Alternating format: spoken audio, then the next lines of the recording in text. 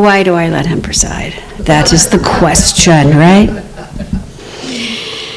Okay, so a man walks into an office building that he has been directed to go to. And he steps up to the elevator and asks the elevator operator. She asks, what floor can I take you to? And he's like, I want to go to the floor of enlightenment. And she's like, oh, sir, I'm so sorry. That button's been broken for decades. You're going to have to do some meditation. Isn't that right? We keep looking, for enlightenment. It's out there somewhere. So this next line is not going to surprise you. It ain't out there anywhere. It's like right here. Right here. In science of mind terms, enlightenment really is just our awakened awareness to the oneness of life, to the oneness of everything. That's it. And it's not a destination. It's something that we get to get quiet enough to see. It's something that we don't get to and then we're done, right? It's something that happens on a regular basis if we're willing to just take a breath. Because our oneness with life, with spirit, with the individual, with nature, our oneness with all of it, that is our enlightenment. And I think all of us who gather in community like this, that's what we're seeking more of. The rest of the stuff just sort of comes with it. Right? When we stop chasing the money or the job or the relationship or the whatever, when we stop chasing it, and instead we embody it. We take that breath and we close our eyes and we see it and we feel it. We get that vibration up, and that's, to me, that's where we are enlightened. It's when we remember that we are not separate from Source, whatever you call Source. That divine presence, it is within us, working for, through, and as us always. Always. When things are good and when things aren't so good. When we remember more often than not that life is whole, life is love, life is joy, life is abundant, that we're all interconnected. When we do that, the more we do of that, the more opportunity we have for that enlightenment to come forth. Dennis Merritt Jones says, what is enlightenment really? It is living in a state of conscious awareness that God is all there is.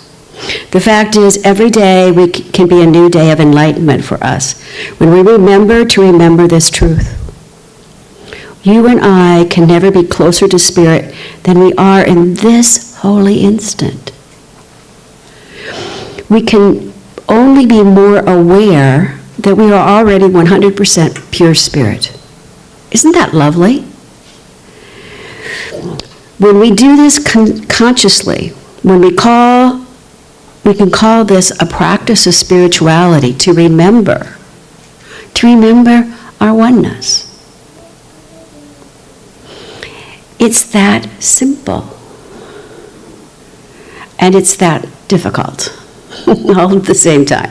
So, in practical terms, when we break it all down, for me, in practical terms, it's about living with a greater peace, joy, and freedom that comes from within, not out there. We can show up in our life as peace. We could show up in joy. We can show up in our power, which is where our freedom lies.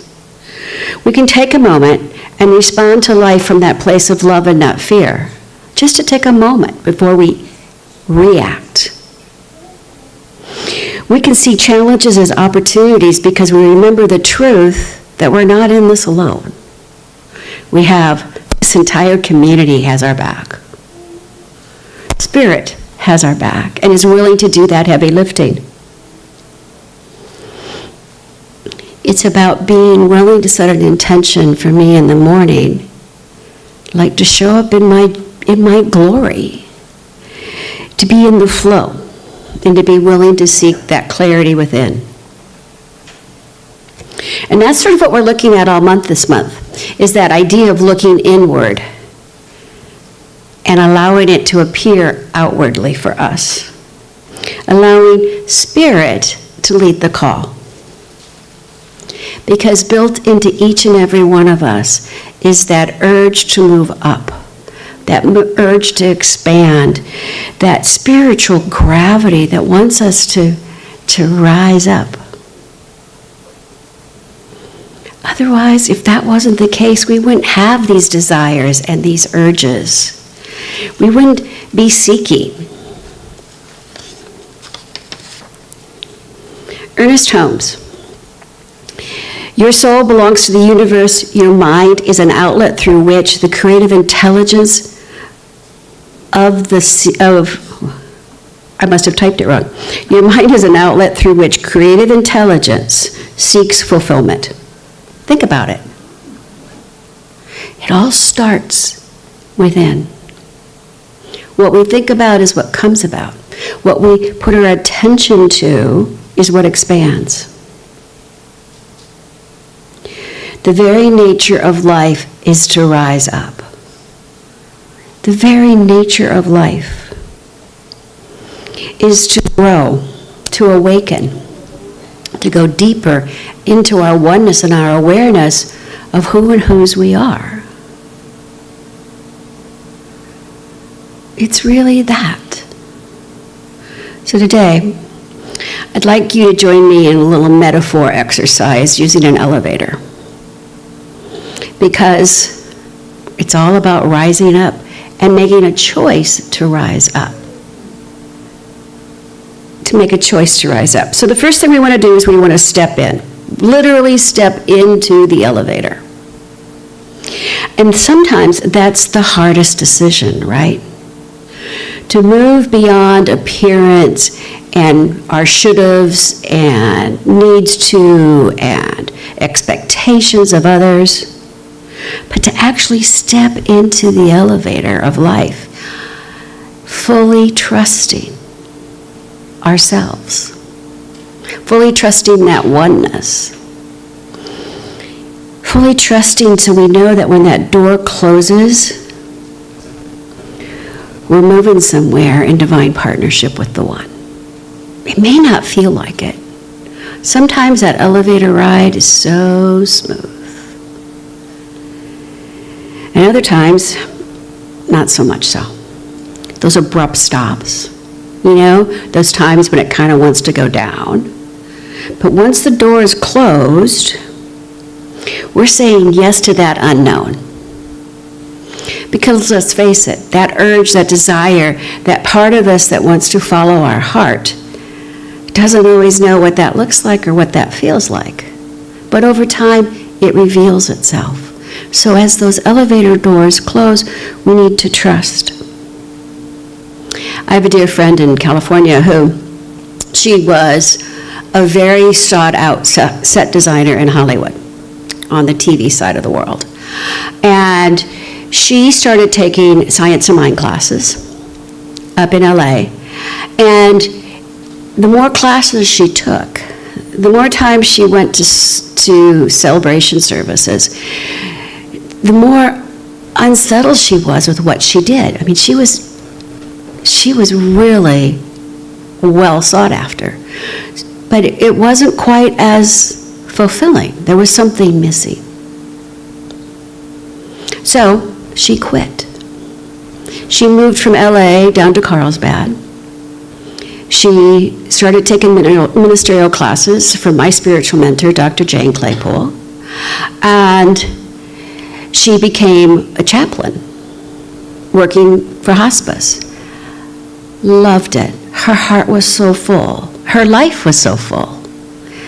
And she didn't know that's where she was going to end up, but she knew she had to do something else. We've all been there, right? Maybe not as dramatic of, packing it all in and moving south with no idea what you're doing next. But we've all done that. We've all just said, okay, this This is either not working, not fulfilling, not joyful, no longer my shtick, whatever that may be, right? We've all done that. I've just said, I'm ready for something bigger. Bigger in terms of my heart, bigger. Not in terms of my title or my pocketbook or any of that. Bigger in terms of my soul expressing itself in the world. We've all done it. That discontent.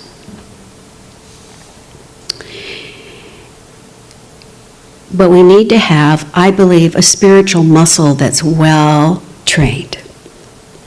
Because staying in that place of trust and faith, it takes work. To not let that fear move in. We have to step in, step out, and step all the way in faith. And when we do that, the only thing that can come about for us is our greater expression of good. Rumi says, Rumi says, try to accept the changing seasons of your heart, even if you have never yet felt spring. Isn't that lovely? Ernest Holmes, when we learn to trust the universe, we shall be happy, prosperous, and well. That's from his book, Living Without Fear, which is a fabulous book. It starts with the trust. That's where it all starts. Trust in spirit, trust in oneself, trust in the world. That's it. Stepping into that trust. So once we're in the elevator, the doors close, it begins to rise. As I said, sometimes smoothly, sometimes, not so much so. But this, for me, is the stage of spiritual practice. Every prayer, every meditation, every note of gratitude, every affirmation, it's like we're pressing the up button one more time. We're suiting up, we're showing up, and we're saying yes. In the Bible, be transformed by the renewing of your mind. Ernest Holmes says it like this: life is a mirror and will reflect back to the thinker what he thinks into it. So if we don't like what's going on, if there's a part of our life we're not like all thrilled about, what are we thinking? How are we talking? What are we putting behind the I am in that section of our world? And when we start doing our spiritual practice in those areas, it's not like an earthquake's happening. There's not this gigantic shift. I believe those shifts are small. Take gratitude. It can feel like a small little act, being grateful for the simple things, right? But if we keep thinking about it, all of a sudden we don't have as much to complain about. Because we've been looking for our blessings, and it's our blessings that multiply. Our appreciation grows because we're starting to appreciate everything around us. The same with affirmations. Who's ever had an affirmation? My first affirmation, I am loving, lovable, and loved. Oh my God, I could hardly even say it, let alone write it. You know? But over time, it felt right. Over time, it started to manifest. Over time, it became almost my mantra.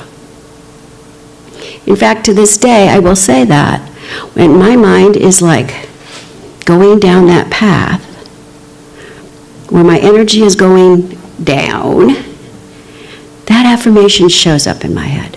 And that's when I know I need to take a breath. But affirmations in the beginning don't necessarily feel right. You could say things with meditation. Some days, I've been meditating for decades. Some days, when I go to meditate, I can't get there. I feel like nothing has shut off. But it has at a certain level. It has. The same can go for forgiveness and prayer, two things we're going to cover after service today. That idea of daily forgiveness, that idea of affirmative prayer, spiritual mind treatment.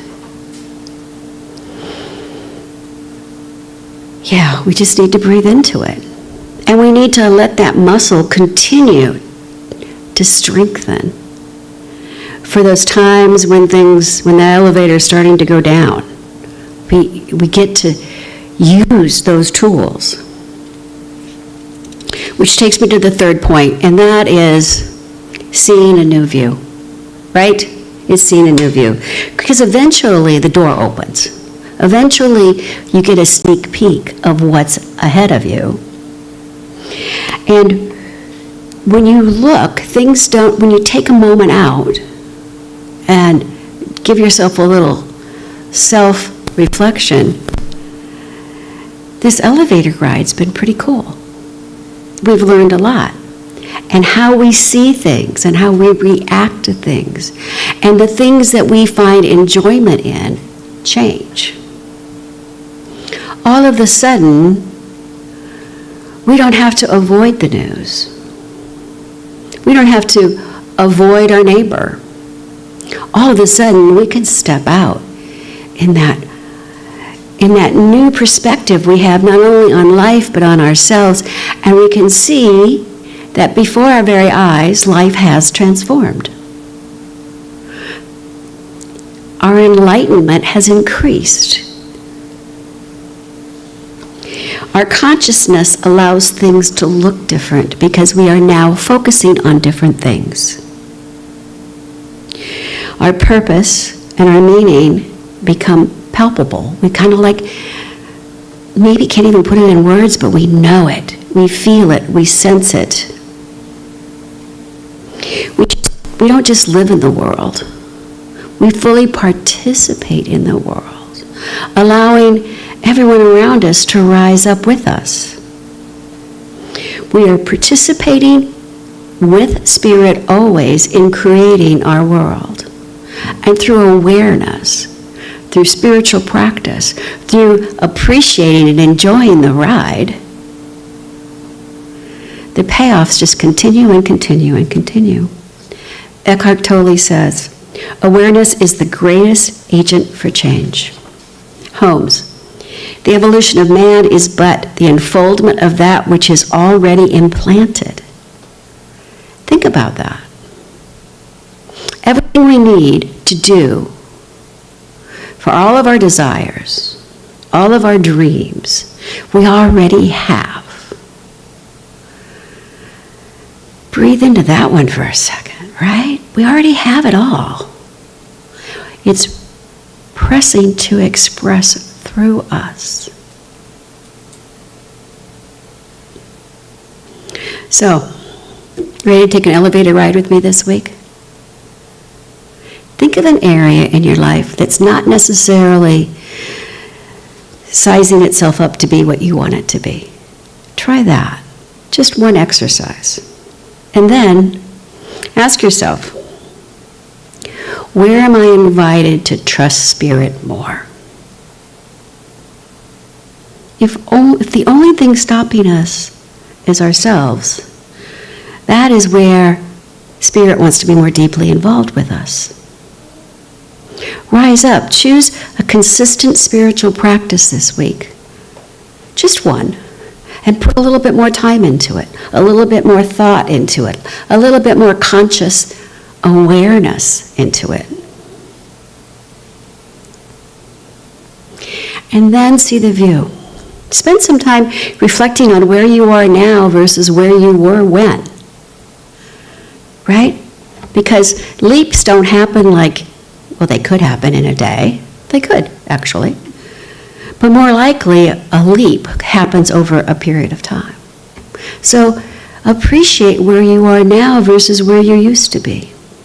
And then you can appreciate where you're going to go.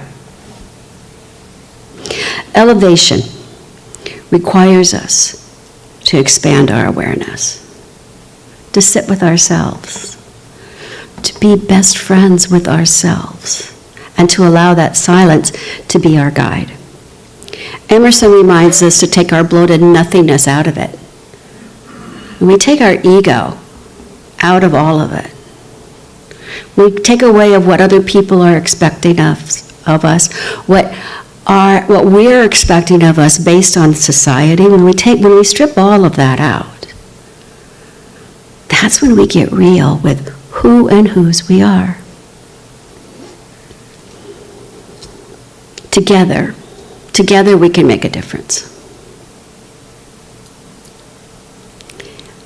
Singly, individually, we can make a difference to everyone around us.